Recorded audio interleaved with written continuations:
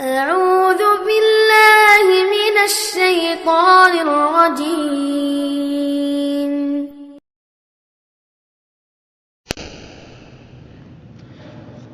بسم الله الرحمن الرحيم. يا بني إسرائيل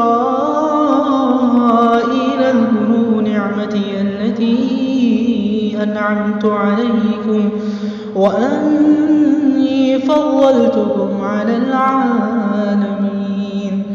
واتقوا يوما لا تجزي نفس عن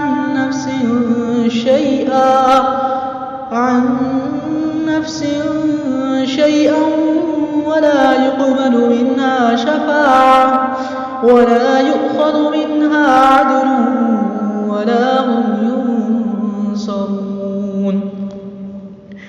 وإذ نجيناكم من آل فرعون يسومونكم سوء العذاب يذبحون أبناءكم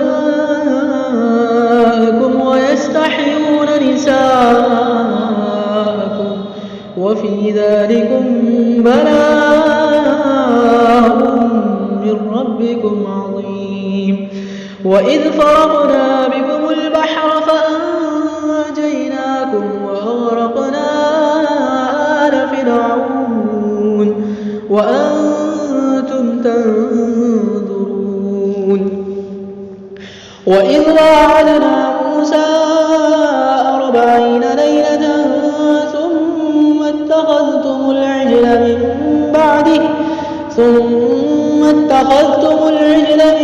بعده وأنتم ظالمون. ثم عفونا عنكم من بعد ذلك لعلكم تشكرون. وإذ آتينا موسى الكتاب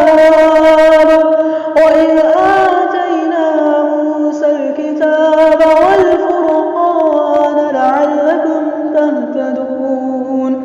وإذ قال موسى لقومه يا قوم إنكم ظلمتم أنفسكم باتخاذكم العجل فتوبوا إلى بارئكم فاقتلوا أنفسكم ذلكم خير لكم عند بارئكم فتاب عليكم إنه هو التواب الرحيم. وإذ قلتم يا موسى لن نؤمن لك حتى نرى الله جهرة فأخذتكم الصاعقة وأنتم تنظرون. ثم بعثناكم من بعد موتكم لعلكم تشكرون. وظللنا عليكم الغمام وأنزلنا عليكم المن والسلوى كلوا من طيبات ما رزقناكم وما ظلمونا ولكن كانوا أنفسهم يظلمون. وإذ قلنا ادخلوا هذه القرية فكلوا منها حيث شئتم رغدا وادخلوا الباب سجدا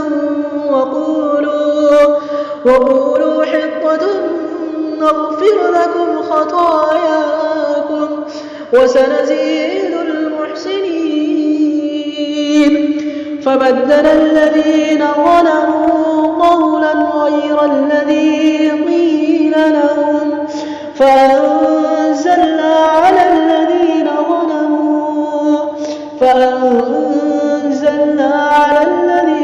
ظلموا رجزا